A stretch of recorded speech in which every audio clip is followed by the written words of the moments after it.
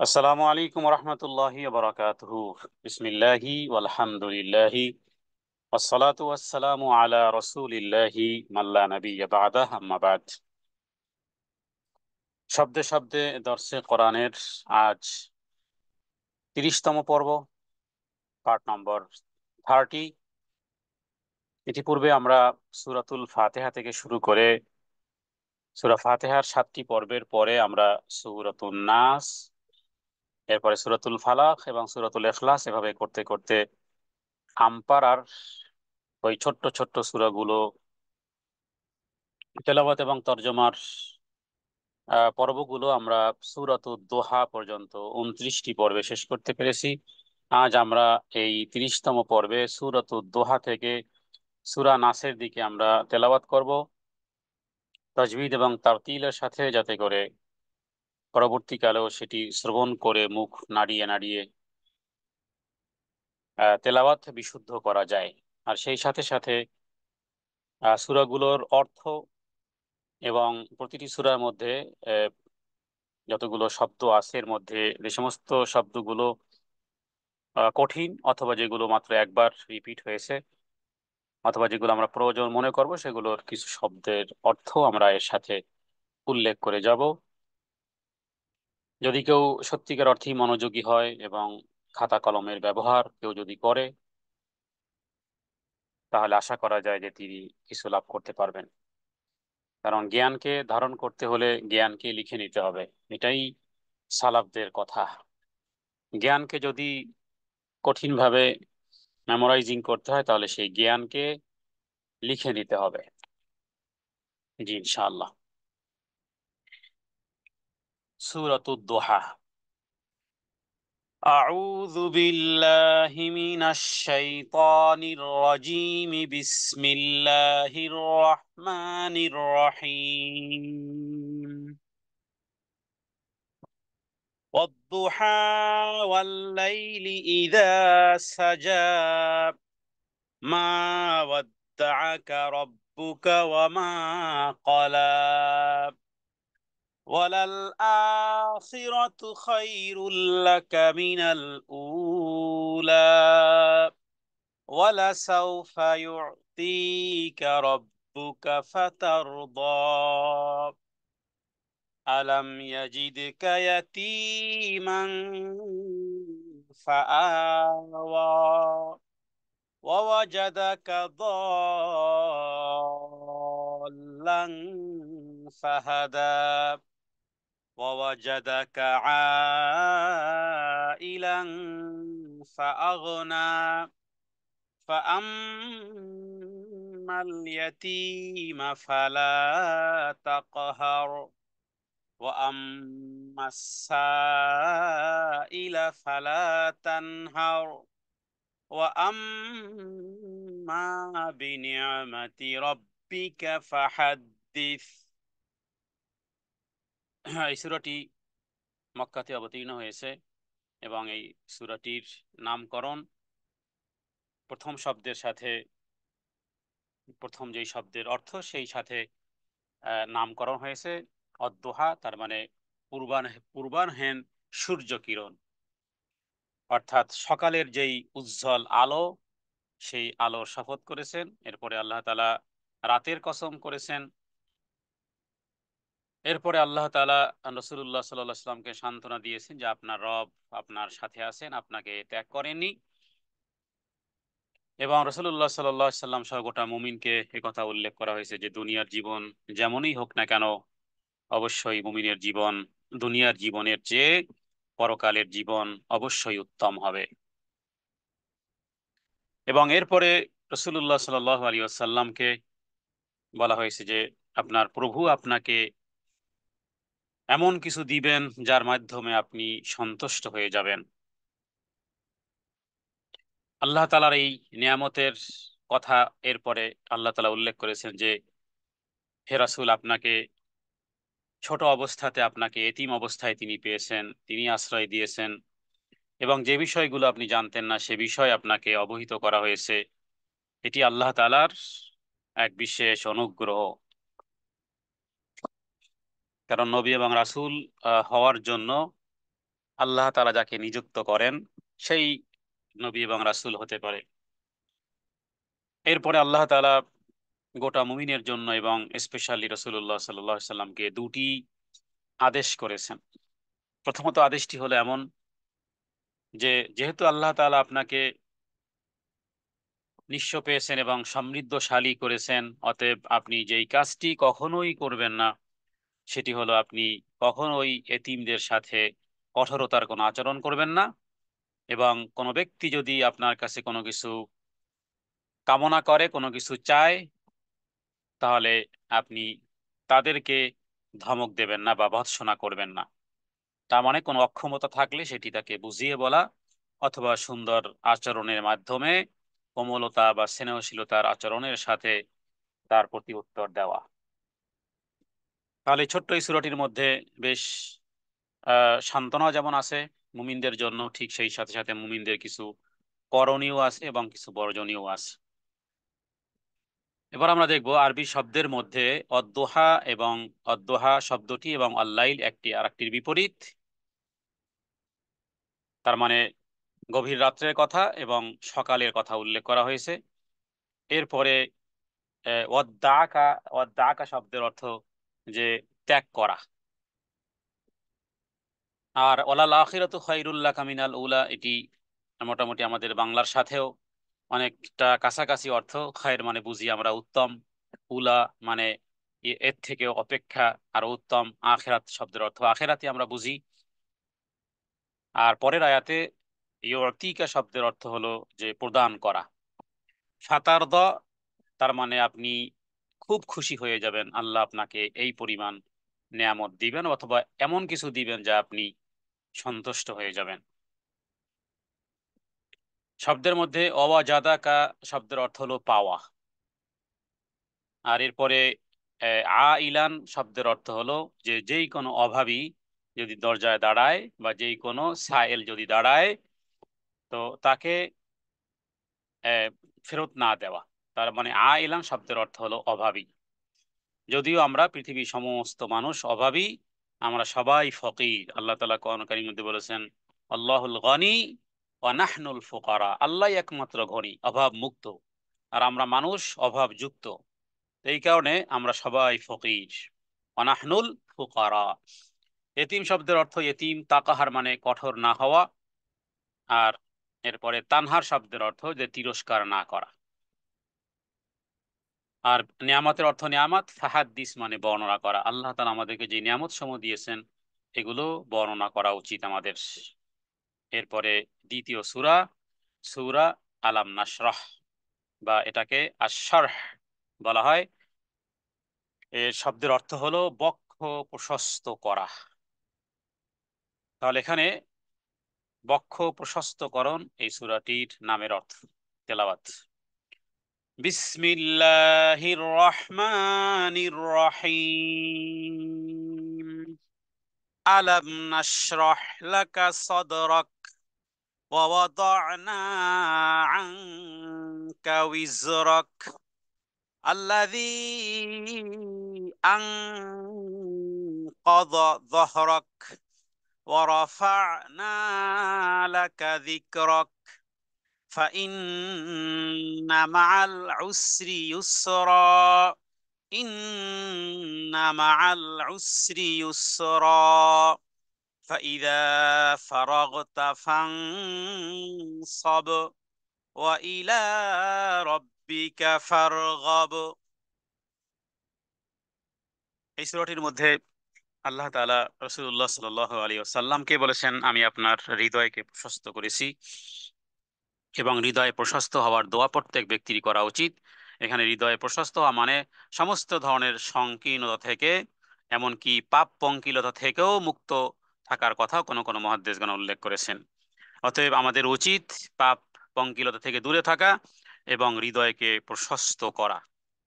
আর আরেকটি অর্থ যে সত্যকে গ্রহণ করাও হৃদয়ে প্রশস্ত হওয়াকে বলা হয়। তার মানে হৃদয়ে প্রশস্ত ওই ব্যক্তির যে ব্যক্তি সত্যকে গ্রহণ করেছে, যে ব্যক্তি সেই আলোকে উদার হয়েছে এবং সেই আলোকে সত্য জিনিসকে তিনি গ্রহণ করেছেন।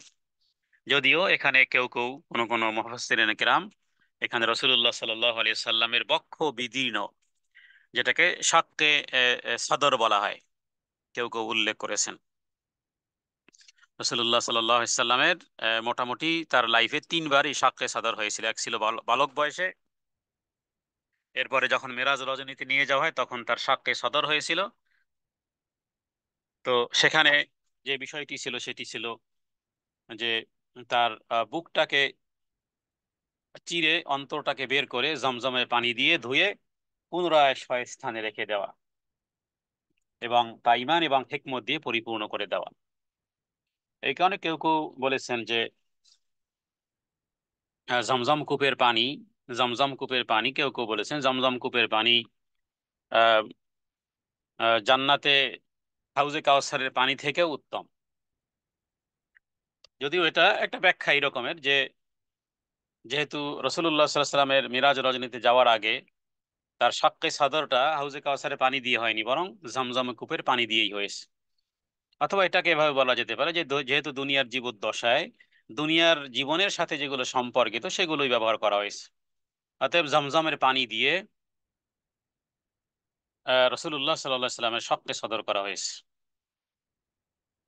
আর এরপরে আল্লাহ তাআলা বলেছেন যে আমি আপনার কাছ থেকে বোঝা নামিয়ে দিয়েছি। আর সেই বোঝা ছিল যে যে সমস্ত জিনিস তিনি দেখতেন সমাজে, অন্যায় অত্যাচার জুলুম নির্যাতন, এগুলো তার জন্য কঠিন হয়েছিল। অতএব এই বোঝা প্রত্যেক মুমিনেরই বহন করা উচিত, যে আমরা ডানে বামে শুধু আমাদের নিজেদের ধর্মকর্ম নিয়েই যেন আমরা পরিতৃপ্ত না হই, বরং পাপ দেখলে যেন আমাদের ভুরু কুঁচকায়, পাপ দেখলে যেন হৃদয় ব্যথিত হই আমরা, যেন আমাদের পরিবারে কারো যদি দ্বীনের পথে পরিচালিত না হয় আমরা অবশ্যই যেন তার সাথে তার পাপের সাথে যে আমার কোনো সম্পৃক্ততা নেই, এবং তার সাথে যে আমাদের সন্তুষ্টি নিয়ে বিষয়গুলো তাকে জানিয়ে দেওয়া। যে কোনো ব্যক্তিকে বলা যেতে পারে তোমার সবকিছু ভালো লাগে কিন্তু তোমার এই দিন ধার্মিকতার প্রতি অনীহা আমার ভালো লাগে না। সেটা স্বামী হতে পারে, সেটা স্ত্রী হতে পারে, সেটা সন্তান হতে পারে, সেটা মেয়ে হতে পারে, ইত্যাদি ব্যাপারে। তাহলে এই বোঝা প্রত্যেক মুমিনের নেওয়া উচিত।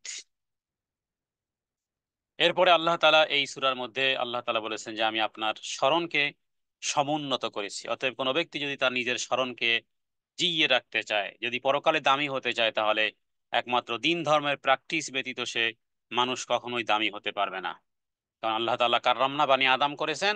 অন্যদিকে যারা তাদের দিল ও দিমাগকে, পঞ্চ ইন্দ্রিয়কে যারা কাজে লাগায় না, আল্লাহ তাআলা তাদেরকে পশু হিসেবে গালিও দিয়েছেন। শুধু পশুই বলেননি, বলেছেন পশুর থেকেও নিকৃষ্ট, বালহুম আদল, উলাইকা কাল আনাম বলা চতুষ্পদ জানোয়ারকে। তাহলে মানুষ যেখানে আল্লাহ তাআলা সম্মানিত একবার এক বাক্যে বললেন কাররামনা বানি আদম, আবার সেই কোরআন আবার বলতেছে এরা চতুষ্পদ জানোয়ারের মতন, তার থেকেও নিকৃষ্ট। তাহলে কারা যারা চতুষ্পদ জানোয়ারের মতন? তারা হলো যাদের অন্তঃকরণ আছে সেগুলো দিয়ে চিন্তা ভাবনা করে না, চোখ আছে আল্লাহর কালাম দেখে না, কান আছে সেগুলো দিয়ে আল্লাহর কালাম শ্রবণ করে না, ইত্যাদি। তো এখানে সাবধানতা আছে। আর এরপরে পঞ্চম আয়াতে আল্লাহ তাআলা এবং ষষ্ঠ আয়াতে আল্লাহ তাআলা বলেছেন যে প্রত্যেক কষ্টের সাথী মনে রাখবা স্বস্তি আছে। দুনিয়ার জীবন কষ্টে গেলেও, হ্যাঁ দুনিয়ার জীবন কষ্টে গেলেও অবশ্যই আল্লাহ তাআলা যদি সেটা রবের জন্য সেই কষ্ট হয়, তাহলে অবশ্যই এই কষ্টের সাথে আল্লাহ স্বস্তি দিবেন। আর মুমিনের একমাত্র স্বস্তির জায়গা হলো জান্নাতুল ফিরদাউস। আর এরপরে সর্বশেষ আয়াতে আল্লাহ তাআলা যেন মুমিনদেরকে বলেছেন যখনই সময় পাবে তখনই আল্লাহর ইবাদতে নিমগ্ন হবে।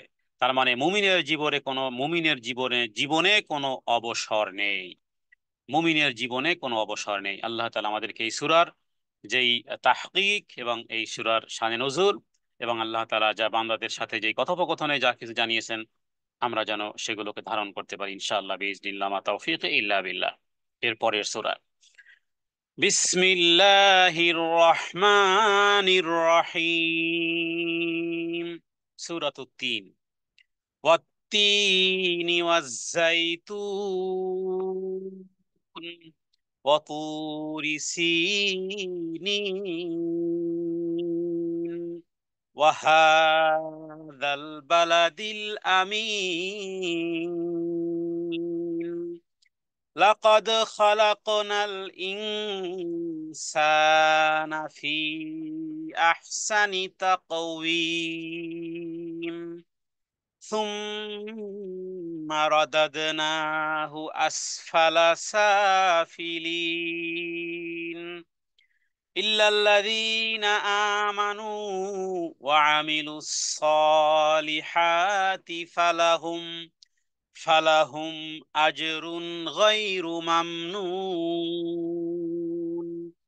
ফামা ইউকাযযিবুকা বা'দু বিদ্দীন আলাইসাল্লাহু বিআহকামিল হাকিমিন।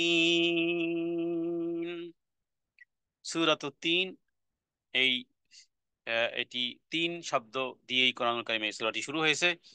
তিন শব্দের অর্থ যদিও ডুমুর বা তিন শব্দ উল্লেখ করা হয়, কিন্তু তিন এবং জাইতুন দ্বারা এখানে মূলত আসলে সিরিয়া বা ফিলিস্তিনের মধ্যে, যেখানে লক্ষ লক্ষ পুণ্যময় নবী এবং রাসূলের স্মৃতিতে ধন্য হয়ে আছে, সেই এলাকায় ফল দুটি যেহেতু পাওয়া যায়, তাহলে এখানে ফলের দ্বারা উদ্দেশ্য আসলে মূলত আল্লাহ তাআলা এই এরিয়াতে যে সমস্ত নবী এবং রাসূলগণ জন্মগ্রহণ করেছেন। অনুরূপভাবে পরের আয়াতেও একই বিষয়, যেখানে মুসা আলাইহিস সালামের স্মৃতি বিজড়িত, কোরআনুল কারিমে প্রায় 114 বার মুসা আলাইহিস সালাতু ওয়াস সালামের নাম এসেছে কোরআনুল কারিমে, এবং কাসাস আকারে আল্লাহ তাআলা কোরআনুল কারিমে বর্ণনা করেছেন। আর এই কারণে যে বনী ইসরাইল জাতি ছিল এক তেরা জাতি, এক কথা বললে শুনতো আর একটা। তো আমাদের এই সমাজ অথবা আমরা মুসলিম হিসেবে ঠিক এই রকমের তেড়ামি স্বভাব আমাদের মধ্যেও আছে। বিধায় আল্লাহ তাআলা কোরআনুল কারিমে বারবার প্রায় 114 বার মুসা আলাইহিস সালামের নাম এসেছে, এবং কোরআনুল কারিমে বিভিন্ন জায়গাতে যে সমস্ত বনি ইসরাইলের বা ইহুদিদের যে সমস্ত ঘটনাগুলো উল্লেখ করেছে, যেন মুসলিমও ঠিক সেই রকমেরই।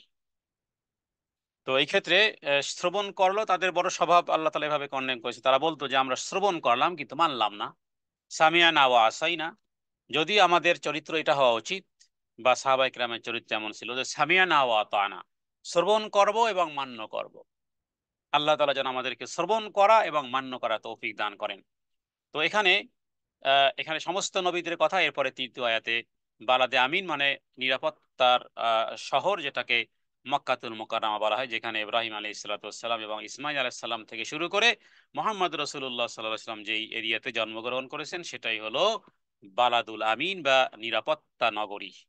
তার মানে বোঝা যায় যে এখানে সমস্ত নবীদের জন্মস্থান ইত্যাদি বিষয়গুলো উল্লেখ করার পরে এরপরে আল্লাহ তাআলা বলেছেন যে আমি মানুষকে অত্যন্ত সুন্দর অবয়বে, সর্বোত্তম গঠনে আমি মানুষকে সৃষ্টি করেছি।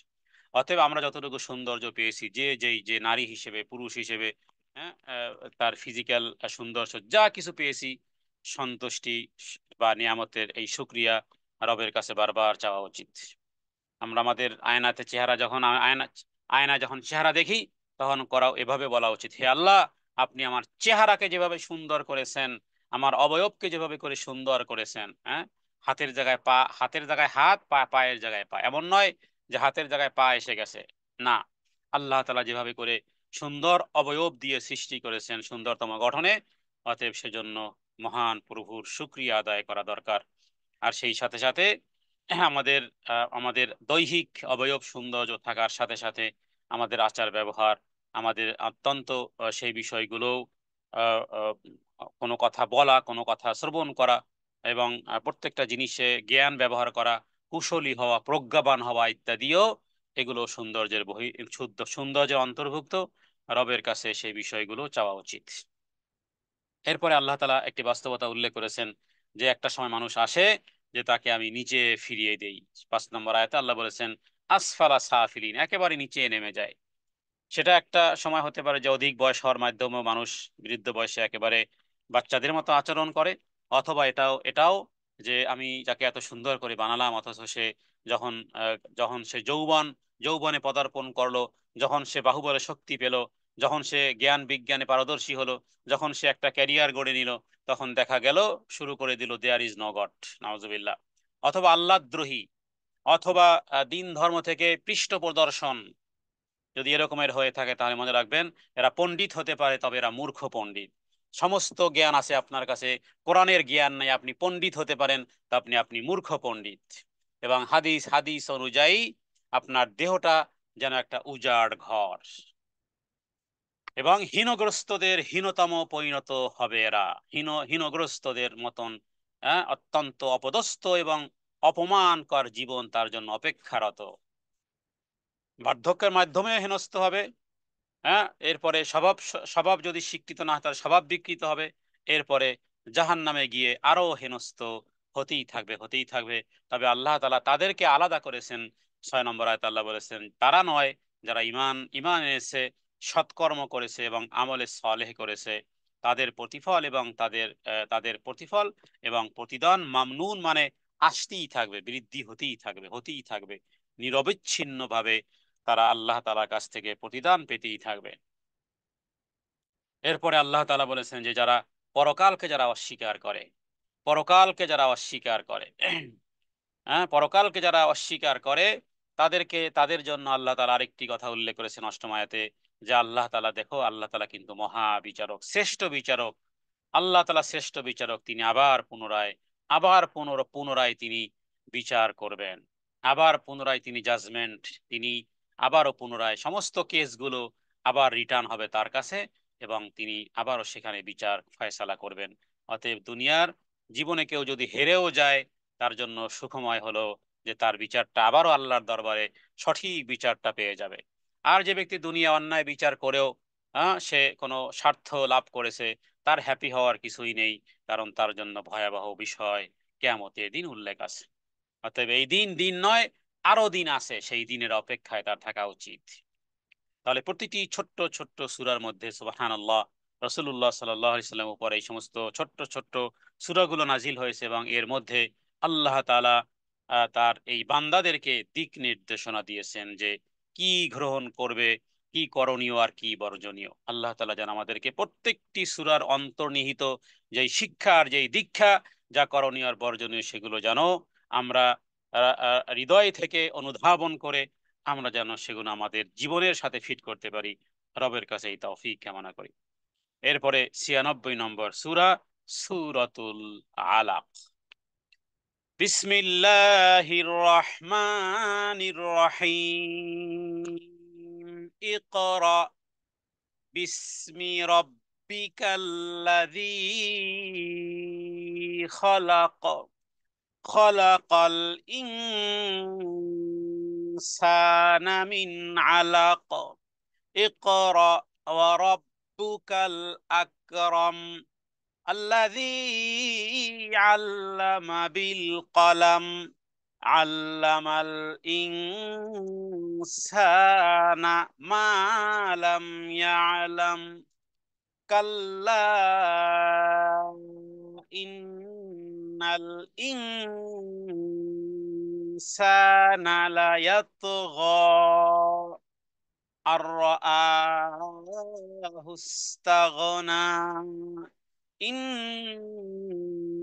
إلى ربك الرجعى أرأيت الذي ينهى عبدا إذا صلى أرأيت إن كان على الهدى أو أمر بالتقوى أرأيت إن كذب وتولى ألم يعلم بأن الله يرى كلا لئن لم ينته لنسفعا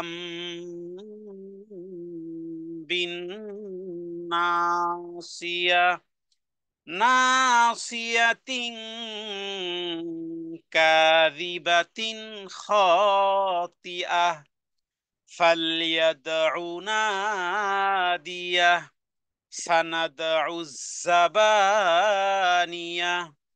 كلا لا تطعه واسجد واقترب।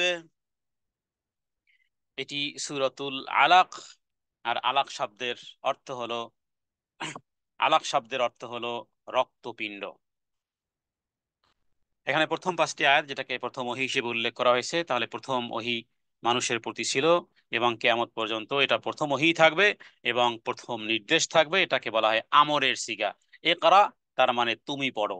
এটা শুধু নবীকেই নয়, বরং প্রত্যেক ব্যক্তি যে ঈমান গ্রহণ করেছে তাকে রবের নামে পড়তে হবে। ইকরা বিস্মি রব্বিকাল্লাযী খালাক, পড়ো তোমার প্রভুর নামে যিনি তোমাকে সৃষ্টি করেছেন এবং যিনি তোমাকে সৃষ্টি করেছেন জমাট রক্তবিন্দু থেকে। অতএব প্রত্যেক ব্যক্তির সৃষ্টির পিছনে জমাট রক্ত, চাই সে প্রধানমন্ত্রী হোক অথবা চাই সে রিকশাওয়ালা হোক। রিকশাওয়ালাও গর্ব করে বলতে পারবে যে হে প্রধানমন্ত্রী, তোমার সৃষ্টির মূলে যা, আমি রিকশাওয়ালা, আমার সৃষ্টির মূলেও তাই। এরপরে আল্লাহ তাআলা বলেছেন যে আপনার বড়ই অনুগ্রহশীল রবের নামেই পড়া উচিত। বড়ই আকরাম, আকরাম, রব্বুকাল আকরাম, তার নামেই পড়া উচিত। অতএব আমরা যা কিছু পড়ি, হ্যাঁ, অনেকে অনেক সাবজেক্ট নিয়ে পড়াশোনা করেন এবং দীর্ঘ কোর্স পড়তে হয়, 4 বছর 5 বছরের কোর্স থাকে। এরপরে হয়তোবা তিনি একটা ডিগ্রি অর্জন করবেন, হয়তোবা তিনি এর উপরে পিএইচডি করতেছেন। তো একটা পর্যায়ে তার এই কোর্স শেষ হবে, তাহলে দীর্ঘ একটা পড়াশোনার পরে তিনি একটা সার্টিফিকেট পাবেন। এবার সেই সার্টিফিকেট দিয়ে তিনি দুনিয়ার জীবদ্দশায় চাকরি পাবেন কি পাবেন না, সেটা তার জন্য কতটা কল্যাণ বয়ে নিয়ে আসবে কি আসবে না, ইত্যাদি অনেক কিছু সন্দেহাতীত থাকে। কিন্তু রবের নামে কেউ যদি মাত্র একটি অক্ষরও পড়ে, তাহলে 10টি নেকি তার আমল নামাতে যোগ হবে। এবং যেদিন ন্যাক বেচা কিনা হবে, যেদিন টাকা পয়সা ধন দৌলত কোনো কাজে লাগবে না, সেদিন এই নেক কাজে লাগবে। অতএব সেটি হতে হবে, কোরআনুল কারীম হলো সেই রব্বে আকরামের নামে পড়া। ইকরা রব্বুকাল আকরাম মানে পড়ো তুমি তোমার প্রভুর বড়ই অনুগ্রহশীল তোমার সেই রবের নামে পড়ো। আর সেটা পড়তে হলে কোরআনুল কারীমই পড়তে হবে, কারণ এটা রবের পক্ষ থেকে এটা হাদিয়া। এরপরে আল্লাহ তাআলা কিভাবে শিখতে হবে, কিভাবে শিক্ষার ক্ষেত্রে আমরা আরো ডেভেলপমেন্ট করতে পারবো, যেন চতুর্থ আয়াতে সে বিষয়ে নির্দেশ, যে কলম দিয়ে মানুষকে শিক্ষা দিয়েছেন। অতএব কলমের কলমের মাধ্যমে জ্ঞান, জ্ঞান বিজ্ঞান, জীবন কাহিনী, আসমানি কিতাব ইত্যাদি সব কিছু লেখনির মাধ্যমেই সম্পন্ন হয়। কলম না থাকলে অনেক কিছুই আমরা পেতাম না, হারিয়ে ফেলতাম। অতএব দিনী কাজ বলেন দুনিয়া কাজ বলেন, হ্যাঁ, পূর্ণরূপে গড়ার ক্ষেত্রে কলমের অবদান রয়েছে। অতএব কেয়ামত পর্যন্ত আল্লাহ তাআলা কলমের মাধ্যমে সব লিখেছিলেন। অতএব আমাদেরকেও কলমের মাধ্যমে জ্ঞানকে আটকাতে হবে। যদি আমরা কলমের সাহায্যে যদি আমরা জ্ঞানকে লিখি, তাহলে সেই জ্ঞান আমাদেরকে আরো বেশি ফায়দামন্দ হবে। এবং আল্লাহ তাআলা এটি বলেছেন যে মানুষ কলমের মাধ্যমে শিক্ষা দিয়েছেন যা যা সে পূর্বে জানতো না। এরপরে আল্লাহ তাআলা এই প্রথম 5টি আয়াতের, যেটি প্রথম নাজিল হয়েছিল, এরপরে ষষ্ঠ আয়াত থেকে ভিন্ন একটি প্রেক্ষাপটে কোরআনুল কারীমের এই আয়াতগুলো নাজিল হয়েছে, যেখানে আল্লাহ তাআলা কিছু বদচরিত্র মানুষের কথা উল্লেখ করেছেন, যে তারা সীমা লঙ্ঘন করেছে। আর মানুষ মানুষ কখন সীমা লঙ্ঘন করে, সে বিষয়টিও এই আয়াতের মধ্যে 7 নম্বর আয়াতে আল্লাহ উল্লেখ করেছেন। আর তা হলো যে মানুষ যখন নিজেকে স্বয়ং সম্পূর্ণ ভাবে, মানুষ যখন নিজেকে অভাবমুক্ত মনে করে, অমুখাপেক্ষী মনে করে, তখনই তখনই সে সীমা লঙ্ঘন করা শুরু করে। তাহলে দেখুন এই কথার বাস্তবতা কত ব্যাপক। আল্লাহ তাআলা যেন আমাদেরকে ওই রকমের অভাব, ওই রকমের বিষয় যেন কখনোই আমরা না পাই, যে আমরা রবের প্রতি পৃষ্ঠ প্রদর্শন করা এবং আমরা সীমা লঙ্ঘন থেকে আল্লাহ তাআলার কাছে পানাহ চাই, যে হে আল্লাহ, আমরা যেন কখনোই কখনোই যেন সীমা লঙ্ঘন না করি। যদিও এখানে আবু জেহেল এবং তার সাথে অন্যান্য যারা ছিল, আবু জেহেল, আবু লাহাব, উতবা, উতাইবা ইত্যাদি, এদের কথা, এরা এরা রাসূলুল্লাহ সাল্লাল্লাহু আলাইহি সাল্লামের সাথে ঠিক এই আচরণ করেছে। এবং নবীজি যখন তিনি সালাত আদায় করতেন, তার প্রতিটি ধর্মীয় কাজে বাধা প্রদান করতে করতে চেয়েছে। আল্লাহ তাআলা সেই কথাগুলো এই সূরার মধ্যে, আয়াতের মধ্যে উল্লেখ করেছেন। এবং নবীকে কথা বলা হয়েছে যে যে ব্যক্তি হেদায়েতের উপর আছে, হ্যাঁ, যে ব্যক্তি তাকওয়ার নির্দেশ দেয় তার উপরে মিথ্যা আরোপ করা, এটা কত বড় জুলুম। অতএব কোনো ব্যক্তির উপরে আমরা যদি এমন কোনো কথা বলি, আবু দাউদের হাদিস অনুযায়ী, যে কোনো ব্যক্তি সম্পর্কে আপনি এমন কোনো কথা বললেন যেই দোষ তার মধ্যে নেই, তাহলে মনে রাখেন কিয়ামতের দিন জাহান্নামীদের মলমূত্র, পুজ এবং রক্ত যেখানে জমা হবে, সেখানে হবে আপনার ঠিকানা, যেটাকে হাদিসের ভাষায় বলা হয় রাদগাতুল খাবাল অথবা তিনাতুল খাবাল। হ্যাঁ, যারা নিজেকে পরিশুদ্ধ দাবি করে অথবা শুধু অন্যের ব্যাপারে নাক গলায়, এবং অন্যের ব্যাপারে এমন এমন কথা বলে যেই দোষে সে দোষী নয়। যেই দোষে সে দোষী নয় এমন কোন দোষ সম্পর্কে আমি যদি তার উপরে অপবাদ দেই, তোহমাত দেই, হ্যাঁ, তাহলে মনে রাখবেন যে জাহান্নামে তিনাতুল খাবাল অথবা রাদগাতুল খাবাল ইত্যাদির ঠিকানাই হবে ওই ব্যক্তির প্রায়শ্চিত হলো, এই পাপের প্রায়শ্চিত হলো রাদগাতুল খাবাল বা তিনাতুল খাবাল, যেখানে জাহান্নামীদের মলমূত্র পুজ জমা হবে, সেখানেই তার বাসস্থান। অতএব এটা কোনো ছোটখাটো ছোটখাটো কাজ না। অন্যের সমালোচনায় নিজেকে, হ্যাঁ, নিজেকে যদি সংবরণ না করতে পারে, পরিস্থিতি খুবই ভয়াবহ। এরপরে আল্লাহ তাআলা এরপরে আয়াত সমূহ বলেছেন যে তাদের জানা উচিত যে আল্লাহ তাআলা সব কিছু দেখেন। আল্লাহ তাআলা সব কিছু দেখেন আর সব কিছু জানেন। আটলান্টিক মহাসাগরের তলদেশের পাথরের শৈলীকূপ শৈলীর নিচে যদি কোনো একটা পোকামাকড়ও যদি ক্ষুধার জ্বালায় চিৎকার করে, আল্লাহ তাআলা ওই আরশ থেকে সেটাও জানেন। এরপরে আল্লাহ তাআলা উল্লেখ করেছেন যারা দুনিয়ার জীবনে এই রকমের সীমা লঙ্ঘন করবে, এদেরকে কিয়ামতের দিন কপালের সামনের চুল ধরে টেনে টেনে হেসড়ে হেসড়ে এদেরকে আমি জাহান্নামে নিক্ষেপ করব। এটা হলো অপমানের একটা পরিস্থিতি। লাঞ্ছনা এবং অপমান হলো এটা একটা বিষয়, যে সামনের চুলের জুটি ধরে হেসড়ে হেসড়ে জাহান্নামে নিতে হবে। আর এরপরে যারা এই দুনিয়ার জীবনে যারা ক্ষমতার বাহাদুর দেখায়, তাদের লোকজন আছে, সে কথা আল্লাহ তাআলা বলেছেন যে যারা মানুষকে, যাদের ডাকে মানুষ আসে অন্যায় কাজে, যারা প্রবুদ্ধ হয়, আল্লাহ তাআলা এরকম একটা বিচার করবেন যে যারা দুনিয়ার জীবদ্দশায় সালিশি বৈঠক বসায়, অন্যায়ের সালিশি বৈঠক বসায়, আল্লাহ তাআলা জাহান্নামীদের প্রহরীদেরকেও তিনি ডাকবেন এর বিপরীতে, কারণ সমস্ত বিচার কিয়ামতের দিন পুনরায় হবে। অতএব এখানে ক্ষমতার লড়াই অথবা বাহুবলের শক্তি প্রদর্শন অথবা লোকজনের ক্ষমতা প্রদর্শনের মাধ্যমে যেন আমরা কখনোই অন্যায় কিছু না করি, কারণ সানাদ জাবানিয়া জাবানিয়া বলা হয় ওই রকমের প্রহরী বা ওই রকমের পুলিশকে যারা রূঢ় অন্তর। জাহান্নামী প্রহরীরা যারা আছে এরা সবাইকে আল্লাহ রূঢ় অন্তরের বানিয়েছেন, শক্তিশালীও বানিয়েছেন, রূঢ় অন্তর বানিয়েছেন, ওদের কি ডাকবেন? এরপরে আল্লাহ তাআলা সর্বশেষ যেন বুঝাতে চেয়েছেন যে সমস্ত বিষয়গুলো যদি কোনোই সমাধান না হয়, ওকে ছেড়ে দাও, হ্যাঁ, ফিরে আসো, অনুসরণ করো এবং রবের সেজদা করো, তাহলেই, হ্যাঁ, নৈকট্য অর্জন করতে পারবে। আমরা যেন রবকে বেশি করে সেজদা করে যেন রবের নৈকট্য অর্জন করতে পারি, আল্লাহ তাআলার কাছে সেই তৌফিক কামনা করি। আমা তৌফিকি ইল্লা বিল্লাহ।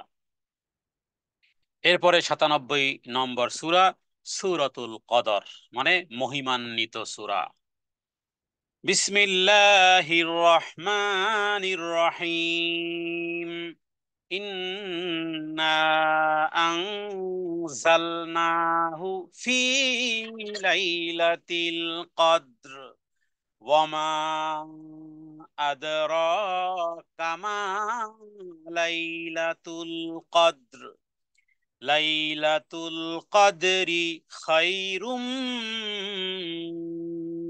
মিন আলফি শাহর। তানাজ্জালুল মালাইকাতু ওয়ার রূহু ফিহা বিইذনি রাব্বিহিম মিন কুল্লি আমর। সালাম সালামুন হিয়া হাত্তা মাতলাইল ফাজর।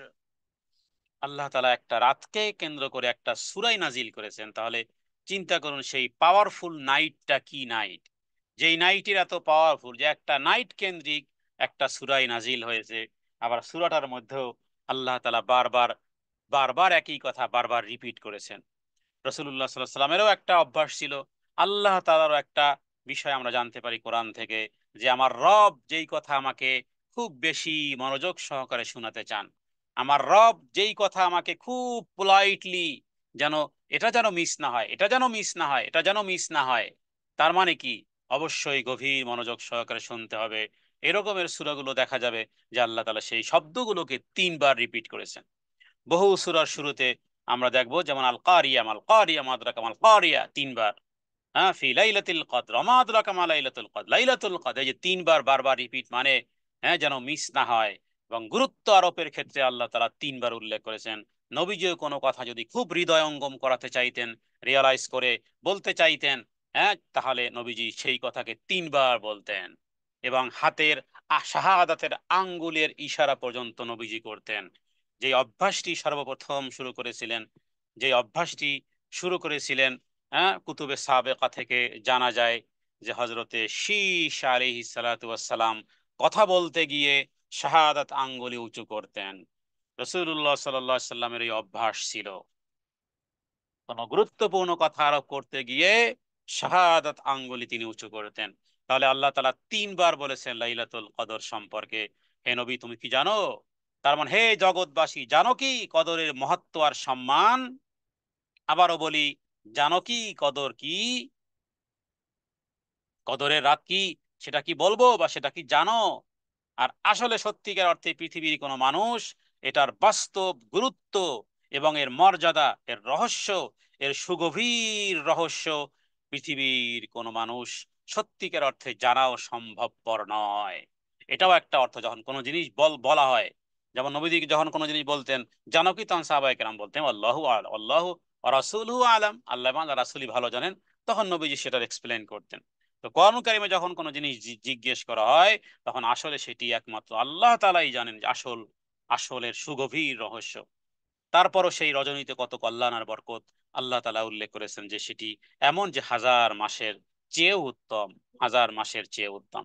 অতএব একটা কদরের রাত পাওয়া মানে যেন আপনি পৃথিবীতে আরো 84 বছর, 84 বছর যেন হায়াত আরো বেশি পেলে যা করতেন, যেই যেই পয়েন্টে, যেই লেয়ারে, যেই স্টেজে গিয়ে আপনি পৌঁছলেন, কদরের রাত যে ব্যক্তি পেয়ে গেছে, সে যদি আপনার আগেও 84 বছর আগেও মারা যায়, তাহলে মনে রাখবেন তার দূরত্ব এবং আপনার 84 বছরের দূরত্ব প্রায় সেম সেম লেভেলই এসে যাবে। অতএব রবের কাছে দোয়া করা, হ্যাঁ, যে রমজান মাসে যেই কদরের রাত আছে, জীবনে যেই রাতগুলোই গেছে অবহেলায় আর অবজ্ঞায় আর না জানার কারণে, তওবা করা উচিত যে আল্লাহ, জীবনে যত রাত গেছে সেগুলো আমার জীবনের জন্য কদরের রাত বানাও, আর আমার জীবনের সামনের দিনগুলোকেও আমার কদরের রাত এবং গুনাহ মাফের রাত এবং সমস্ত কল্যাণ যে রাত্রে তুমি দাও, সেই রাতের মধ্যে, হাজার মাসের সেই রাতের মধ্যেও তুমি আমাকে সামনের দিনগুলোতেও তুমি রাখো। কারণ সেদিন আসমান আর জমিনে, জমিনে পরিবর্তন পরিবর্তন যা আমরা দু চোখে দেখি না। গোটা পৃথিবীর একমাত্র ওয়াশরুম ছাড়া, ওয়াশরুম ছাড়া, হ্যাঁ, গোটা পৃথিবীর, হ্যাঁ, ওয়াশরুম আর কবরস্থানে দুই জায়গায় সালাত হয় না, এছাড়া গোটা পৃথিবীর ইঞ্চি ইঞ্চি জমিনও ফাঁক থাকে না। ফেরেশতা দিয়ে গোটা পৃথিবী পরিপূর্ণ হয়ে যায়। শুধু তাই নয়, জিবরাইল আমিন ফেরেশতাও তিনিও আসেন। জিবরাইল আমিন ফেরেশতা কে বলেছে, হ্যাঁ, সোশ্যাল মিডিয়াতে লেখে যে আর আসবে না, জিবরাইল আমিন ফেরেশতাও আসেন কদরের রাত্রে। তানাজ্জালুল মালাইকাতু, হ্যাঁ, ওহী নিয়ে তো আর আসবেন না, যেহেতু নবীর ধারাবাহিকতা শেষ। তাহলে এই জাতীয় ছোট্ট ছোট্ট সূরার মধ্যে কি পরিমাণ আল্লাহ তাআলা মহাত্মতা রেখেছেন, কি পরিমাণ দামি এই সময়গুলো। সেই দামি সময় সত্যিকার অর্থে যদি কেউ অবহেলা করে কাটায়, তার চেয়ে কপাল পোড়া আসমানের নিচে আর জমিনের উপরে মনে হয় আর সেকেন্ড কেউ নেই। জানে না, জানলে হয়তো মানতো। একটা মানুষ যদি ব্যবসায় জানে যে এই ব্যবসায় এত বেনিফিট, সে হুমড়ি খেয়ে পড়ে, সবকিছু লাগিয়ে দেয়, একেবারে নিজের অরিজিনাল সলিড যেই অ্যাসেট থাকে সেটাও লাগিয়ে দেয়, কারণ লাগালেই তো লাভ, কারণ লাভ সম্পর্কে সে জেনেছে।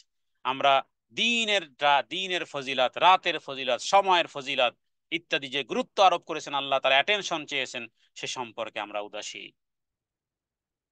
এবং সেটি ফজরের আগ মুহূর্ত পর্যন্ত শান্তি আর শান্তি, শান্তি আর শান্তি, মঙ্গল আর মঙ্গল, কল্যাণে পরিপূর্ণ থাকে, সর্বপ্রকার অনিষ্ট থেকে মুক্ত থাকে। অতএব সেই রাতের অন্বেষণকারী প্রত্যেক মুমিনের হওয়া উচিত, যে রাত্রে আল্লাহ তাআলা চান, যে রাত্রে আল্লাহ তাআলা চান যে বান্দা যেন কদরের সেই মহিমান্বিত রাত যেন পেয়ে যায়। আল্লাহ চান, দিতে চান, দিতে চান। আপনি যদি না নিতে চান, তাহলে আল্লাহ তাআলা, এটা নয় যে তিনি আপনার উপরে জবরদস্তি করে দিবেন। আল্লাহ তাআলা মাতলুব চান, মাতলুব করেন, চান। এটি ছিল সূরাতুল কদর। এরপরে 98 নম্বর সূরা, সূরা আল বাইয়িনাহ। বাইয়িনা মানে প্রমাণ সমূহ। বিসমিল্লাহির রহমানির রহিম। লাম ইয়াকুনিল্লাযীনা কাফারু মিন আহলিল কিতাবি মিন আহলিল কিতাবি ওয়াল মুশরিকিনা মুনফাক্কিন মুনফাক্কিনা হাত্তা তাতিয়াহুমুল বাইয়িনাহ রাসূলুম মিনাল্লাহ রাসূলুম মিনাল্লাহি ইয়াতলু সুহুফাম মুতাহহারা ফিহা কুতুবুন কাইয়িমাহ ওয়ামা তাফাররাকাল্লাযীনা উতুল কিতাবা ইল্লা মিন বাদি মা জাআতহুমুল বায়িনাহ ওয়ামা উমিরু ইল্লা লিয়াবুদুল্লাহ মুখলিসিনা লাহুদ্দিন হুনাফা ওয়া ইউকিমুস সালাতা ওয়া ইউতুজ যাকাতা ওয়া যালিকা দীনুল কাইয়িমাহ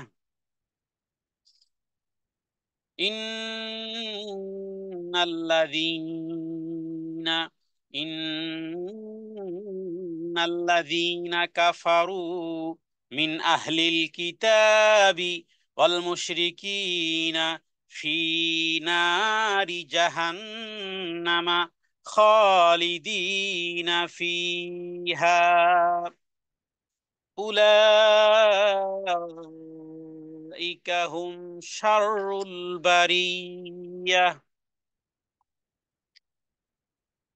ইন্নাল্লাযীনা আমানু ওয়া আমিলুস সালিহাতি উলাইকা হুম খায়রুল বারিয়াহ জাযাউহুম ইনদা রাব্বিহিম জান্নাতু আদনিন তাজরি মিন তাহতিহাল আনহার আল আনহারু খালিদিনা ফিহা আবাদা রাদিয়াল্লাহু আনহুম ওয়া রাদু আনহু যালিকা লিমান খাশিয়া রাব্বাহ। সূরা বাইয়িনা তার মানে দলিলাদিল্লার সূরা। প্রত্যেক জীবনের দলিলাদিল্লা লাগবে।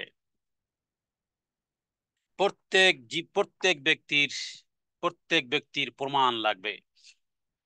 কুফরিরা যারা কাফের হয়েছে, যারা আহলে কিতাব হয়েছে, এবং যারা মুশরিকিন, যারা কুফুরের মধ্যে রয়েছে, তারা তারা যেই দলিলের উপরে কুফরি করতেছে, আল্লাহ তাআলা সেই কুফরি খণ্ডনের জন্য কোরআনুল কারীম রসুল মিনাল্লাহ রাসূল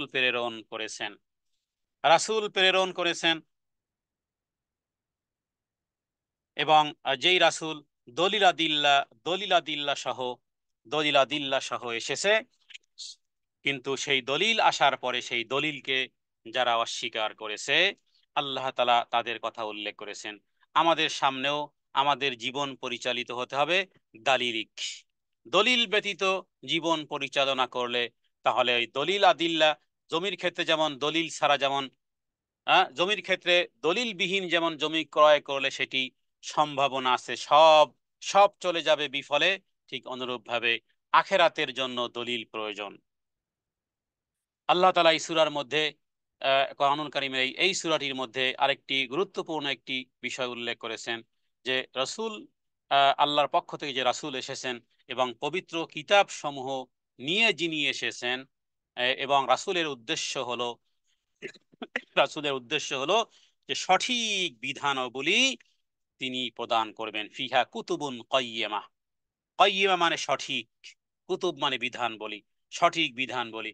এবং রাসূলুল্লাহ সাল্লাল্লাহু আলাইহি সাল্লাম তিনি কোনো কথা গোপন রেখে যাননি। এখানে অনেক মানুষ আছে যারা আরো কিছু এলমে লাদুন্নি অথবা এলমে মারেফাত অথবা এই জাতীয় শব্দ ব্যবহার করে বলে যে এগুলো গোপন এলেম। কিচ্ছু গোপন নেই। রাসূলুল্লাহ সাল্লাল্লাহু আলাইহি ওয়াসাল্লাম কোনো গোপন এলেম তিনি রেখে যান নাই। যদি কোনো ব্যক্তি মনে করে যে নবীজি কোনো গোপন এলেম রেখে গেছেন যা শুধু আলীই জানতো, যা শুধু ফাতেমাই জানতো, হাসান হোসাইনই জানতো, পাক পাঞ্জাতুন জানতো, তাহলে সে কাফের হয়ে যাবে। কারণ ফিহা কুতুবুন কাইয়্যিমার বিপরীত। শুধু তাই নয়, কোরআনুল কারীমে বহু আয়াতে রয়েছে আল্লাহ তাআলা বলেছেন, ইয়া আইয়ুহার রাসূল বাল্লিগ মা উনজিলা ইলাইকা মির রাব্বিক, হে নবী আপনি প্রচার করেন যা আপনার প্রতি নাজিল হয়েছে। এরপর ধমকটা শোনেন, সূরা মায়দার মধ্যে ধমকটা শোনেন। আল্লাহ তাআলা বলতেছেন ধমকের সুরে, ফাইন বাল্লা হ্যাঁ ইয়া বাল্লিগ মা উনজিলা ইলাইকা মির রাব্বিক ফাইল্লাম, এই যে ধমক, ফাইল্লাম তাফআল, আপনি যদি পুঙ্খানুপুঙ্খ ভাবে যদি আপনি না করতেন, প্রচার যদি না করতেন, ফাইল্লাম তাফআল ফামা বাল্লাগতা রিসালাতাহু, তাহলে আপনি কোনো রিসালাতের কোনো দায়িত্বই আপনি পালন করেননি।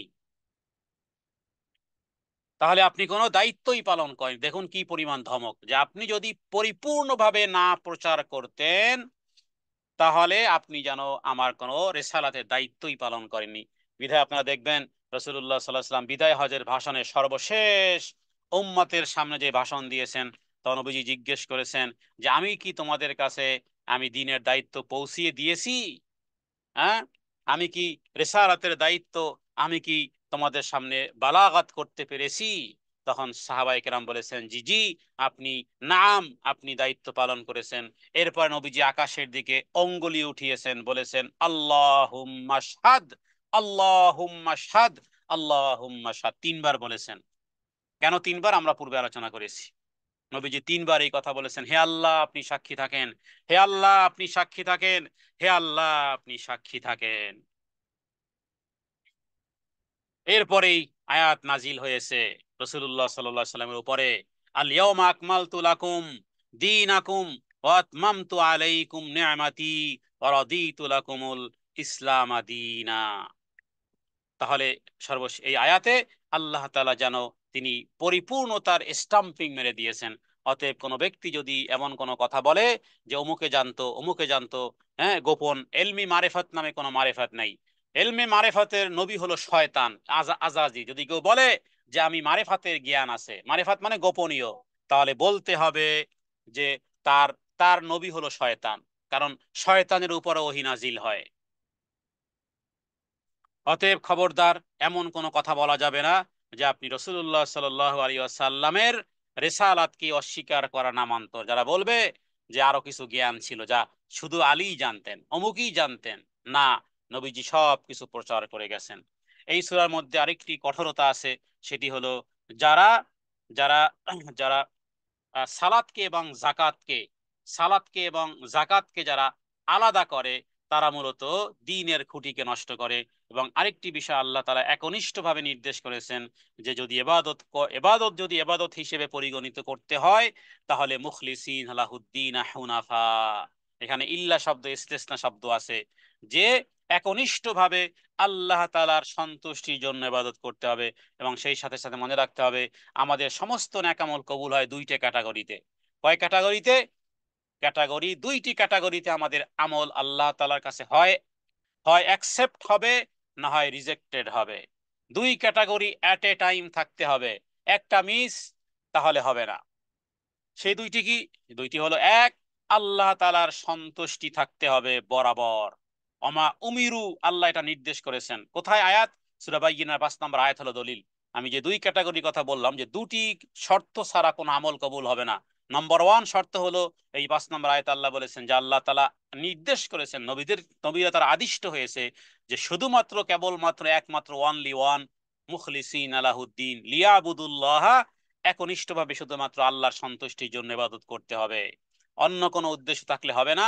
দ্বিতীয় হলো রাসূলুল্লাহ সাল্লাল্লাহু আলাইহি সাল্লামের ক্যাটাগরিতে সুন্নাহ অনুযায়ী আমলটি করতে হবে। এই দুই জিনিস এট এ টাইম হলে সেটি হবে ইবাদত, আর তা না হলে হবে সেটি হবে রিজেক্টেড। এবং এই পঞ্চম আয়াতে আল্লাহ তাআলা বলেছেন যে ওয়ায়ুকিমুস সালাত ওয়া ইউতুজ যাকাত যালিকা দীনুল কাইয়্যিমা, সালাত এবং যাকাতকে আল্লাহ তাআলা গোটা কোরআনুল কারীমে কোথাও পাবেন না সালাত সিয়াম, নামাজ রোজা কোথাও নেই, বরং বলতে হবে নামাজ জাকাত। তো নামাজের জায়গায় বলবো সালাত জাকাত, গোটা কোরআন কারিমে সালাত জাকাত বলতে হবে। এবং জাকাত সালাত তো আমরা মাশাআল্লাহ 5 ওয়াক্ত পড়ি, জাকাতের ক্ষেত্রে অনেকে আছেন বিলম্ব করেন, অথবা নষ্ট করেন অথবা ক্যালকুলেট ঠিকঠাক মতো করেন না। মনে রাখবেন, যারা ঠিকঠাক মতো সালাত আদায় করেন 100%, একেবারে 5 ওয়াক্ত সালাত পড়েন, এরপরে ইশরাক পড়েন, এরপরে 12 রাকাত সুন্নাতে রাওয়াতেবা পড়েন, তাহাজ্জুদও পড়েন, আরো অনেক নামাজ আদায় করেন, কিন্তু জাকাতের ক্ষেত্রে আছে দুর্বলতা, জাকাতে হয়তোবা 50 পাবেন না, 80 পাবেন না, তাহলে মনে রাখবেন দিনুল কাইয়িমা, সঠিক দিন থেকে বেরিয়ে গেছেন। সালাদকে যেভাবে রাখতে হবে 100% টুইটুম্বুর, জাকাতকেও রাখতে হবে। এটি অত্যন্ত গুরুত্বপূর্ণ ইনফরমেশন এই সূরার মধ্যে। এরপরে আল্লাহ তাআলা এরপরে আল্লাহ তাআলা দুই শ্রেণীর কথা, দুই ন্যাশনালিটির কথা উল্লেখ করেছেন। হয় ন্যাশনালিটি হবে জাহান্নাম, না হয় ন্যাশনালিটি হবে জান্নাত।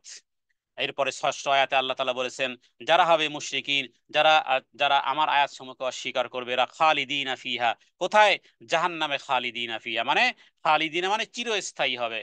আর আল্লাহ তাআলা বলেন এটা হবে সৃষ্টির মধ্যে অধমেরাই। দুনিয়ার দৃষ্টিতে এরা হতে পারে ভিআইপি, কিন্তু আল্লাহ তাআলা একাকার করে দিবেন সেখানে। ভিআইপি হবে তারাই, হ্যাঁ, ভিআইপি হবে তারাই যারা, যাদের বাসস্থান হবে উন্নত। তারা কারা? তারা হলো ইন্নাল্লাযীনা আমানু। সপ্তম আয়াতে আল্লাহ বলেন ওয়া আমিলুস সালিহাত উলাইকা হুম খায়রুল বারিয়া। তাহলে 24 আওয়ার্স যেমন আমাদেরকে ইমানের সাথে থাকতে হবে, অনুরূপভাবে আমলে সালেহের মধ্যেও 24 আওয়ার্স থাকা যায় যদি সুন্নাহ মোতাবেক জীবন যাপন করেন। 24 আওয়ার্স আপনার সুন্নতি জীবন। রাসূলুল্লাহ সাল্লাল্লাহু আলাইহি ওয়াসাল্লাম একটা লাইফ স্টাইল নিয়ে এসেছেন। ওয়েস্টার্ন লাইফ স্টাইল যদি গ্রহণ করেন তাহলে যাবেন ষষ্ঠ আয়াতে খালিদিনা ফিহা জাহান্নামা, জাহান্নামা খালিদিনা ফিহা যাবেন যদি ওয়েস্টার্ন লাইফ স্টাইল নেন। আর যদি মোহাম্মদ রসুল্লাহ সাল্লাম থেকে লাইফ স্টাইল নেন, কারণ সেই লাইফ স্টাইলের মধ্যে ঘরের দরজা কিভাবে বন্ধ করতে হবে, ঘরে ইন্টার কিভাবে হতে হবে, ওয়াশরুমে কিভাবে যেতে হবে, পানি কিভাবে খেতে হবে, খাবার কিভাবে খেতে হবে, ঘুমাতে কিভাবে হবে, গোটা বিজ্ঞান অসহায় এতিমের মতন, হ্যাঁ, শিশু বাচ্চার মতন গোটা বিজ্ঞান কিয়ামত পর্যন্ত। এটা কোনো ভবিষ্যৎবাণী আমি করতেছি না, বরং কিয়ামতের আগ মুহূর্ত পর্যন্ত গোটা বিজ্ঞান ভিক্ষুকের মতো দাঁড়িয়ে থাকবে রসুল্লাহ সাল্লাল্লাহু আলাইহি ওয়াসাল্লামের সুন্নতের সামনে। আজ গোটা বিজ্ঞান প্রমাণ পেয়েছে ডান পাশে, ডান দিকে কাত হলে, কাত হয়ে ঘুমালে মানুষের ফুসফুসি কোথায় থাকে, হার্ট অ্যাটাক হওয়ার মতন সম্ভাবনা পর্যন্ত থাকে না। তাদের ফুসফুসির পাম্প স্পন্দন বেড়ে যায় এভাবে করে, হাজার লক্ষ ফায়দা যেগুলো বিজ্ঞান প্রমাণ করেছে। তো নবীজি, হ্যাঁ, সুন্নাত কি ছিল? ডান দিকে ফিরে ঘুমানো। এই জন্য বললাম কিয়ামতের আগ মুহূর্ত পর্যন্ত চিকিৎসা বিজ্ঞান যতই উৎকর্ষতার শীর্ষে যাক না কেন, ভিক্ষুকের মতো সুন্নতের সামনে দাঁড়িয়ে থাকবে। অতএব ওয়ামিলুস সালিহাত, যদি তার মানে লাইফ স্টাইল, রাসূলুল্লাহ সাল্লাল্লাহু আলাইহি ওয়াসাল্লাম লাইফ স্টাইল এনেছেন সেটা হলো মদিনাওয়ালা লাইফ স্টাইল যদি গ্রহণ করেন তাহলে হবে সৃষ্টির সেরা। দলিল হলো সূরা বাইয়িনা 7 নম্বর আয়াত, হুম খায়রুল বারিয়া। এরপরে আরো আছে উপহার। হ্যাঁ, কত নিবেন উপহার? জাযাউহুম ইনদা রাব্বিহিম জান্নাতু আদনিন তাজরি মিন তাহতিহাল আনহার। হ্যাঁ, তার রবের পক্ষ থেকে পুরস্কার স্থায়ী জান্নাত, পাদদেশে নহর সমূহ প্রবাহিত, সেখানে থাকবে স্থায়ীভাবে। তাদের উপর আল্লাহ সন্তুষ্ট হবেন, তারাও রবের প্রতি সন্তুষ্ট। এত বড় উপহার পাওয়ার জন্য এখন থেকে কোর্স শুরু করুন। মরার পরে আর কোনো কোর্স নেই, কমপ্লিট স্টপ হয়ে যাবে জীবনের সবকিছু। বেঁচে থাকা অবস্থাতেই আপনার জন্য কোরআনের এই অমীয় বাণী যদি বুঝে থাকেন আর যদি মানতে সচেষ্ট হন তাহলে শুরু করতে হবে। Time start now. এটি হলো সূরা বাইয়িনা সম্পর্কে বললাম। এরপরে 99 নম্বর সূরা, সূরাতুল জিলজাল। বিসমিল্লাহির রহমানির রহিম। ইযা জুলজিলাতিল আরদু জিলজালাহা ওয়া আখরাজাতিল আরদু আথকালাহা وقال الإنسان ما لها يومئذ تحدث أخبارها بأن ربك أوحى لها يومئذ يصدر الناس أشتاتا ليروا أعمالهم فمن يعمل مثقال ذرة خيرا يره ومن يعمل مثقال মিসকালা যাররাতিন শাররান ইয়ারা। সুবহানাল্লাহ। কেউ যদি রবের সাথে কথা বলতে চায় সে যেন কোরআন পড়ে। রবের সাথে কথোপকথন করতে কেউ যদি চায় সে যেন কোরআন পড়ে। কেউ যদি মনে করে জানালাটা খুলবো আর পরকাল দেখতে চাই, পরকালটা একটু দেখতে চাই উইন্ডোর ফাঁক দিয়ে, সে যেন কোরআনুল কারীম পড়ে। যদি রবের সাথে কেউ সম্পর্ক গড়াতে চায়, রক্ষা করতে চায়, গড়তে চায়, তাহলে সে যেন কোরআনের সাথে সম্পর্ক গড়ে নেয়। এত সুন্দর সুর, এত ভালো লাগার বিষয় পৃথিবীর আসমানের নিচে আর জমিনের উপর আর কিছু নেই। নবীজি দুনিয়া থেকে চলে গেছেন, তাকে দেখিনি, সাহাবায়ে কেরামকে দেখিনি, তাবে তাবেঈনকে দেখিনি, মুজতাহিদিন সালফে সালিহিন দেখিনি। 1400 বৎসর পরে জন্ম হয়েছে, কিন্তু নবীজির উপর যেই কোরআন নাজিল হয়েছিল, নবীজি মদিনাতে, হ্যাঁ, মক্কাতে মক্কাতে তেলাওয়াত করেছেন, মদিনাতে তেলাওয়াত করেছেন। তাকে যারা অপছন্দ করত তারাও চুপে চুপে এসে নবীজির কণ্ঠে কোরআনুল কারীম তেলাওয়াত শুনতেন। এই কোরআনই সেই কোরআন, যেই কোরআন আপনার সেলফে রাখা আছে।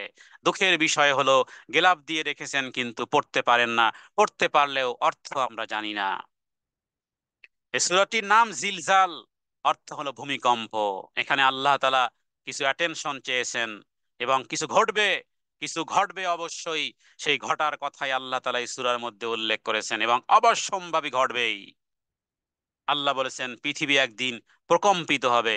দুনিয়াতে জিলজাল অথবা ভূমিকম্প দেখেও আমরা দেখি যে কি পরিমাণ হয়। বিজ্ঞান যাই কিছু বলুক না না বলুক, আপনার পাপের কারণে, আমাদের হাতের কামাইয়ের কারণে পৃথিবী কম্পন হবে। আরেকবার কম্পন হবে, ইসরাফিলের সিংহায় ফুৎকার চূর্ণ বিচূর্ণ হয়ে যাবে। পৃথিবীর কোনো কিছুই চিরস্থায়ী চিরঞ্জীব নয়, একমাত্র আমার রব ছাড়া। আল্লাহ তাআলার আল্লাহ তাআলাই একমাত্র চিরঞ্জীব চিরস্থায়ী, আর কেউ চিরঞ্জীব চিরস্থায়ী নয়। এমনকি মালাকুল মউত, আল্লাহ তাআলা মালাকুল মউতকেও মৃত্যু দিবেন। মউত, ইয়া মালাকুল মউত, হে মালাকুল মউত, যাকে আমরা বাংলাতে আজরাইল বলি, মরে যাও। আল্লাহর হুকুমে মরে যাবে। পৃথিবীতে কেউ বাঁচবে না, কেউ বাঁচবে না। কুল্লু মান আলাইহা ফান। এটি বিজ্ঞান প্রমাণ করেছে যে আসলেই কেউ থাকবে না। যেই ম্যাটারিয়াল দিয়েই বানান না কেন, আস্তে আস্তে লয় হয়, আস্তে আস্তে ক্ষয় হয়। এরপরে পৃথিবী থেকে বের হতে হবে একদিন। যদি কেউ অস্বীকারও করে, অস্বীকার করার উপায় নেই, সিংহায় ফুৎকার দেওয়া হবে, এরপরে কবর থেকে আপনি উঠবেন। হ্যাঁ, এটা কেমন একটা বিষয় দেখুন। আল্লাহ তাআলা কোনো নমুনা ছাড়া আমাদেরকে বানিয়েছেন। চায় না প্রত্যেকটা জিনিসের কপি বানায়। আমাদের বাংলাদেশের জিনজিরা তারাও কপি বানায়। আল্লাহ তাআলা তো কোনো কপিবিহীন, কোনো নমুনাবিহীন, হ্যাঁ, সাদৃশ্যবিহীন আল্লাহ তাআলা এই মানুষকে বানিয়েছেন। পাহাড়ের নমুনা ব্যতীতই পাহাড় বানিয়েছেন, গাছের নমুনা ব্যতীতই গাছ বানিয়েছেন, পানির নমুনা ব্যতীতই আল্লাহ পানি বানিয়েছেন। পৃথিবীর কোন জিনিসের নমুনা যে কপি থেকে কপি করেছেন, কপি থেকে পেস্ট করেছেন? না, কপি টু কপি হয়নি, কপি টু পেস্ট হয়নি, বরং আল্লাহ তাআলা তিনি তিনি তিনি সৃষ্টি করেছেন। অতএব যিনি প্রথমবার সৃষ্টি করতে পারলেন তিনি আবার জীবিত করতে পারবেন না? অবশ্যই পারবেন। শুধু হুকুম দিবেন আর কবর থেকে সব বের হবে। মাটির নিচে যত দাফন করা আছে সব সেদিন জীবিত হয়ে সিংহায় ফুৎকারের সাথে সব বের হয়ে যাবে। শুধু মানুষই বের হবে না, খনিজ পদার্থ, গুপ্ত ধন, যার জন্য মানুষকে এইরকম করা হয়, সব বের হয়ে যাবে। মানুষ বলবে হায় হায়, হলো কি, কি হলো? ভীত সন্ত্রস্ত হয়ে যাবে, পৃথিবী কাঁপতে থাকবে। পৃথিবী কাঁপতেছে কেন, নড়তেছে কেন? যারা জানে তারা তো বলবে হ্যাঁ এ তো সেই দিন, মালিকি ইয়াউমিদ্দিন, সূরা ফাতিহার মধ্যে যে পড়েছি, এটা তো সেই মালিকি ইয়াউমিদ্দিন। এবং সেদিন এই পৃথিবী সব বলে দেবে। এই পৃথিবী, গোটা পৃথিবীটা একটা একটা একটা মেমোরি বলা যেতে পারে, একটা কঠিন মেমোরি। যেই মেমোরিতে অডিও ভিডিও দৃশ্যপট, এমনকি শুধু তাই নয়, এমন ফিল্টারিং হয় হৃদয়ের মধ্যে কোন বার্তা, হৃদয়ের মধ্যে কোন জিনিস ঘুরপাক খায়। এই মেমোরি হলো এমন পাওয়ারফুল মেমোরি, এমন পাওয়ারফুল ক্যামেরা, ক্যামেরা, এত এত পাওয়ারফুল যেন সব এবার বৃত্তান্ত বর্ণনা শুরু করেছে। ইয়াউমাইদিন তুহাদ্দিসু আখবারাহা। অতএব সাবধান। কেউ দেখে না, কিন্তু কে দেখেন? আল্লাহ তাআলা দেখেন। গোপন অবস্থায় আপনার মনের সিচুয়েশনটা কি, সেটাই আপনার ইমানের লেয়ার বলতে পারেন। কেউ দেখে না, তখন আপনি কি করেন আপনি, সেটাই আপনার ইমানের লেয়ার।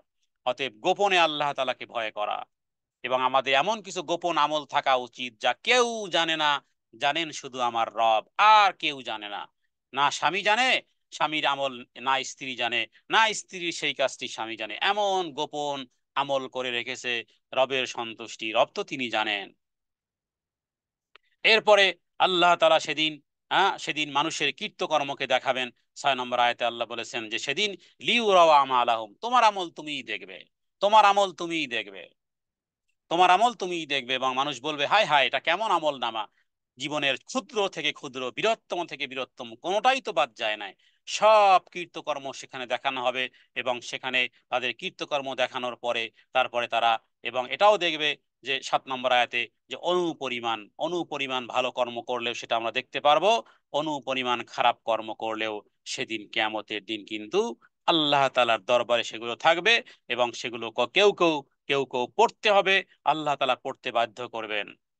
এই জন্য যদি নিজের পাপকে যদি গোপন করাতে চান, নিজের পাপকে যদি ঢাকতে চান, আমরা সবাই পাপী, আমরা সবাই পাপী, নিজের পাপকে যদি গুনাহ মাফ করাতে চান, এবং যদি এটা মনে করেন যে আমার পাপ যেন উল্লেখ না হয়, আমি যে মন্দ কর্ম করি, আমার মন্দ কর্ম যেন আমারও না দেখতে হয়, আমার রব তো জানেন, কিন্তু তিনিও যেন সেটাকে রিপিট না করেন, সেটার হিসাব যদি না চান, যদি এটা মনে করতে চান, তাহলে বেশি করে ইস্তেগফার, বেশি করে হবে ইস্তেগফার, বেশি করে হবে ইস্তেগফার, বেশি করে রবের দিকে প্রত্যাবর্তন করতে হবে।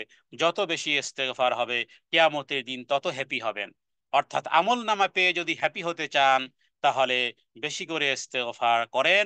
রাসূলুল্লাহ সাল্লাল্লাহু আলাইহি সাল্লাম দৈনিক 100 বার বা 70 বার, বা এভরি মজলিসেও তিনি 70 বারের বেশি পড়তেন। অতএব আমাদেরকে বেশি করে ইস্তেগফার করতে হবে। ইস্তেগফারের শর্ত শারায়েত অনুযায়ী আমাদেরকে চলতে হবে। আমরা যেন বেশি করে ইস্তেগফারের মাধ্যমে আমাদের জীবনের সমস্ত গুনাহ মাফ করাতে পারি, এবং সেই সাথে তওবা, তওবার মাধ্যমে, ইস্তেগফারের মাধ্যমে সগীরা এবং গুনাহে কবিরা এবং শিরক এবং বেদাতের মতন আমল যদি করে থাকি, সেই ক্ষেত্রেও আমরা রবের কাছে এভাবে বলবো, আল্লাহুম্মা ইন্নী আউযু বিকা আন উশরিকা বিকা ওয়া আনা আ'লামু ওয়া আস্তাগফিরুকা লিমা আলাম। হে আল্লাহ, জেনে বুঝে, অথবা যদি না জেনে না বুঝেও অজ্ঞতায়, রাতের গোপন অন্ধকারে দিনের প্রকাশ্য আলোতে যদি এমন কোনো কর্ম করে থাকি যা তুমি গুনাহ হিসেবে ফেরেশতা লিখে রেখেছে, আল্লাহ তাহলে সেগুলো মাফ করে দাও। কারণ তুমি নিজের জন্য একটা কথা লিখে রেখেছো, তোমার রহমত অগ্রগামী, তোমার তোমার আযাব এবং গজবের চেয়ে। সুতরাং হে প্রভু, ভাগা গোলাম তোমার দরবারে উপস্থিত। এভাবে করে রাত্রে বেলা বেশি করে ইস্তেগফার, ফজরের আগে ইস্তেগফার, প্রত্যেক সালাতের পরে ইস্তেগফার, হাঁটতে বসতে চলতে ফিরতে বেশি বেশি করে ইস্তেগফার পাঠ করুন, বেশি করে দুরূদ পাঠ করুন, হৃদয়কে সিক্ত রাখুন। পৃথিবীর যত কষ্ট, অনেক সময় আমরা বলি দুঃখ কষ্ট একটু এক্সপ্লেন করতে পারলে ভালো লাগে, কিছুই হবে না। যার কাছে বলবেন, সেই একদিন সুযোগ সন্ধানী হয়ে আপনার পিছনে লেগে যাবে যে তার গোপন কিছু আমি জানি। অতএব রবকেই বলুন, যাবতীয় বিষয়ে রবকেই বলুন। অতএব রবের সাথে সম্পৃক্ত হওয়ার জন্য বেশি করে ইস্তেগফার, বেশি করে তাসবিহ তাহলিল এবং বেশি করে দুরূদের মাধ্যমে যেন আমাদের আমল নামাকে সাজাতে পারি, যাতে করে কিয়ামতের দিন আমল নামা পেয়ে হ্যাপি হতে পারি। আল্লাহ তাআলার কাছে সেই তৌফিক কামনা করি। আমা তৌফিক ইল্লা বিল্লাহ। হাদা মিন্নি ওয়াল ইলমু ইনদাল্লাহ। আল্লাহু আ'লামু বিস-সাওয়াব। ওয়া সাল্লাল্লাহু আলা সাইয়্যিদিনা মুহাম্মাদিন নাবিয়্যিল উম্মি ওয়া আলিহি ওয়া সাল্লিম। আজ আমরা সূরা জিলজাল পর্যন্ত পাঠ করলাম, এবং ইনশাআল্লাহ আল্লাহ চাহে তো আগামীকালকের পরের সূরা থেকে বাকি সূরাগুলো কমপ্লিট করার চেষ্টা করব ইনশাআল্লাহ বিইজনিল্লাহ। আমা তৌফিক ইল্লা বিল্লাহ। আসসালামু আলাইকুম রাহমাতুল্লাহি ওয়া বারাকাতুহু।